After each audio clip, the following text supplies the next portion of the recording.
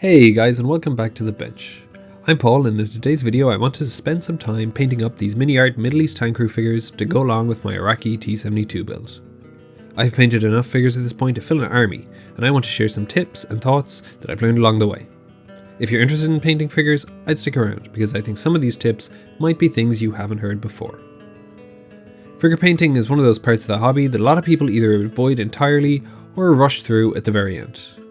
Primary model kits like tanks, cars and planes, those feel structured. Figures feel different. For an afterthought, supporting element, you might suddenly find yourself responsible for painting faces, skin tones, expressions, and tiny details that stare back at you once the model is done. I'm going to exclusively use brushes in this video, except for spraying primer, so hopefully anyone can follow along if they want to. With that, it's time to thin our paints, grab our tiniest brushes, and let's get into the video. The first tip is the least glamorous of the lot, and it starts before you even open a paint bottle. Take your time during cleanup and assembly. I know, nobody wants to hear that. Cleaning mold lines is about as exciting as watching paint dry. And then again, that's a decent chunk of the hobby. Bad example. These MiniArt figures are nicely detailed, but they're a minefield for seam lines and sprue gates, which are a one-stop shop to broken immersion. A seam line across a sleeve or a helmet will still be there after primer, base coat, wash and highlight, so it's worth taking the time at the start to get rid of as many as you can find using your hobby blade and some sanding sticks. I think this tip relates more to plastic figures than resin ones, but it definitely applies to both. Posing is a massive part of building figures, and it's worth dry fitting parts or adjusting them before the glue dries if you want them to interact with a vehicle or an environment, like the two guys sitting in the turret of my T-72. If the pose looks slightly stiff or off, the figure will always feel a bit posed instead of relaxed. Furthermore, a lot of these generic kits are, well, generic, and so poses might not perfectly match with the model on your bench. In this case, I found myself chopping off hands to rotate them just a few degrees to really sell that interaction with the hatch. Whenever possible, I assemble figures as completely as I can before painting, unless the pose means that something will be both visible and unreachable. A bit of filler here and there never goes astray either. A lot of the connections are places on areas that clothes may have seams anyway, but I think it's much more noticeable at the end if a seam is obvious than if a seam is missing. I like using these silicone brush things. They're good pushing that filler into place while conforming to all the natural shapes of the figure's body.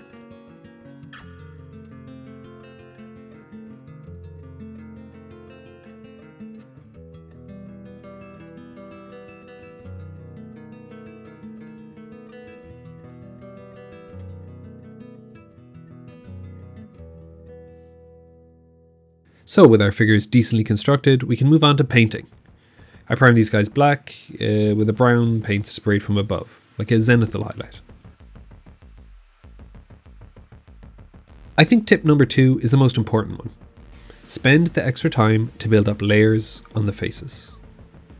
You can simplify almost everything else on a figure and still get away with it, but faces are where people's eyes are drawn first. A decent face will carry a basic uniform. A bad face will let down even the best paintwork everywhere else. That said, extra time doesn't mean painting every eyelash or staying perfectly inside the sculpted lines. I'm not going to claim to have the perfect answer or easiest or fastest method for faces, but I have developed a bit of a workflow that I find gives me reliable results without any crazy techniques. I'm a big fan of the getting dressed technique, so I start with the skin and I build up the layers of paint from inside to out. That means getting the face out of the way early to set the tone for the rest of the figure. For these Middle Eastern tank crew figures, I started with a very dark red tone first, and then gradually built up tanned flesh tones on the most raised areas, like the T of the nose and the forehead, the tops of the cheeks. And contrary to popular belief, you actually don't need a tiny brush for figure painting. What really matters is that the brush just has a decent tip. We can leave the dark red in the deepest recesses before repeating this step with a lighter flesh tone on an even smaller area. If these were Caucasian figures, I'd push this highlight almost to pure white on the most exposed parts, but we can leave it at this lighter skin tone in this case. I've also seen people recommending that you don't use washes on your figures, and I honestly just disagree. To each their own, but I find using a flesh wash is a really useful step to re-establish the recesses after highlighting. The more important thing is just how you use it. Try not to just apply it and let it dry. It's quite important to watch over for a few seconds after it's applied to wick away any excess and to make sure it doesn't pool or coffee stain the face.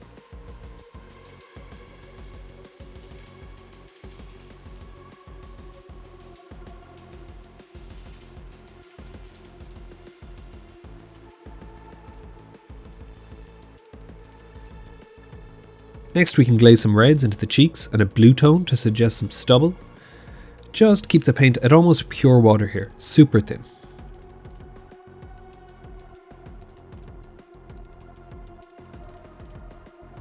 Finally I dot the eyes with the black, and the trick here is to make the figure either look to the left or to the right, and that avoids the cross-eye effect that you often see.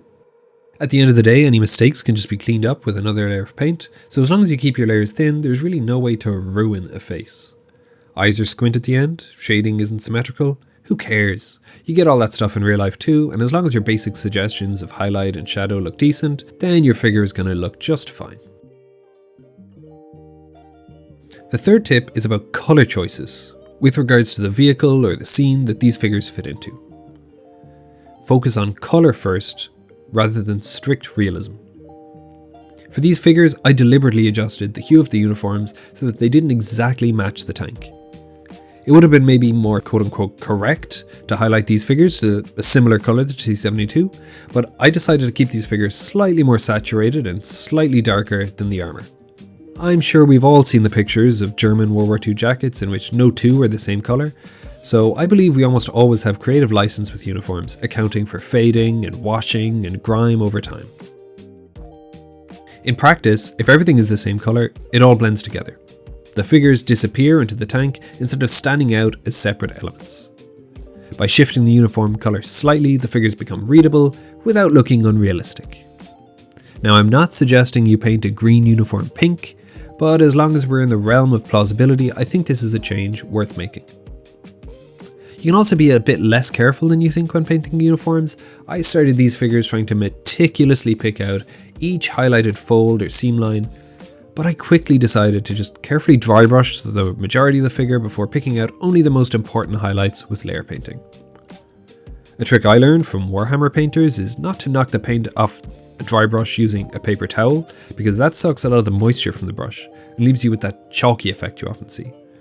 I chose instead to stipple the paint away on the plastic palette, and the chalkiness was reduced significantly compared to paper towel.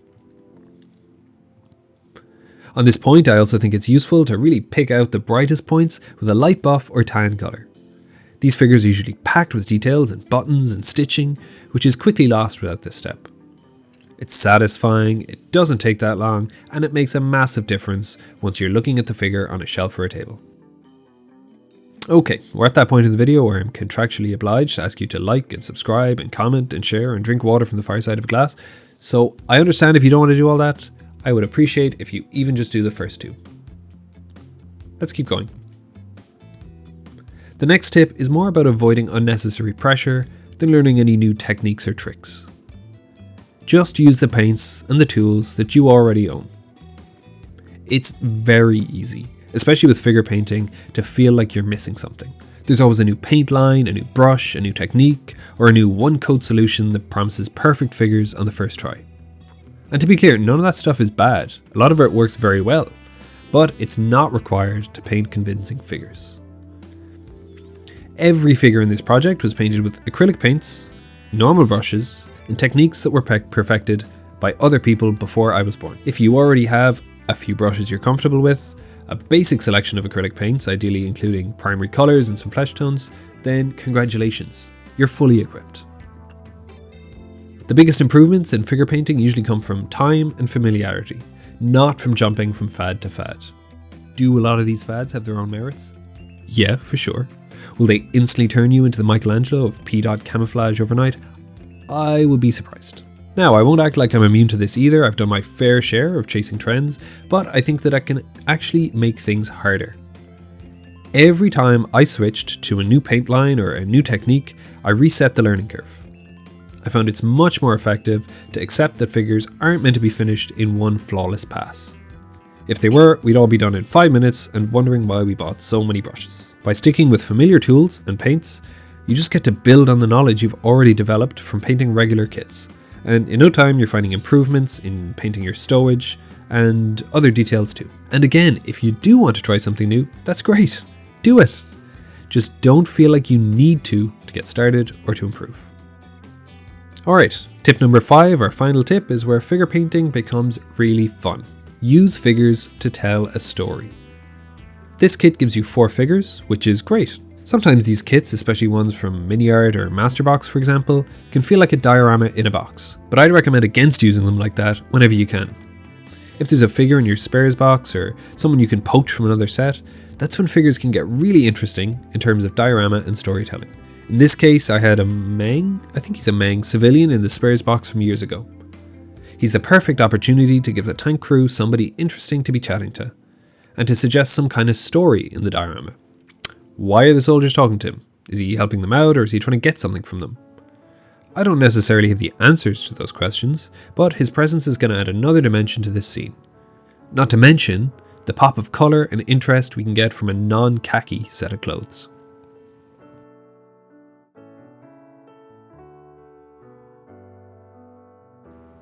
In this case, I also added a small cat figure.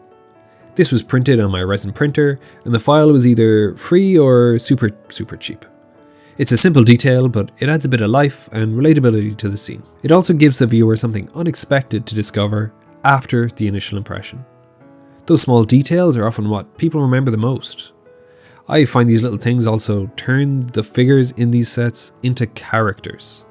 The squatting guy, for example, when he's paired with a cat, he suddenly becomes the animal lover of the crew, who's about to contract like 10 diseases nobody can even pronounce from petting the stray cat. You can immediately imagine the relationship with his crewmates, who are watching from the tank, rolling their eyes and joking between themselves, listening to his pss, pss, pss, pss, pss. I can't overstate how much fun creating these little stories can be. Scenes within a scene. You don't need to overdo it. 1 or 2 personal touches are enough to just get the imagination going. So, those are my 5 little tips for painting scale model figures using the MiniArt Middle East tank crew for an Iraqi T-72 as an example.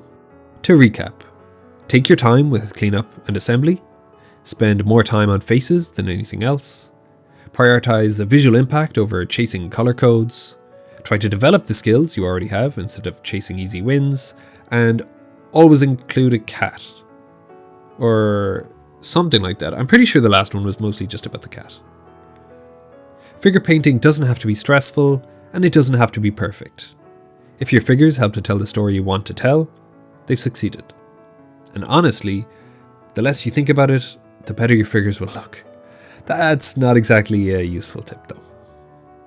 If you enjoyed this video, or if you're also wrestling with painting tiny humans at your bench, let me know in the comments. And if I've convinced you to add a cat to your next one, let me know that too. Thanks for hanging out, happy modelling, and I'll see you in the next one.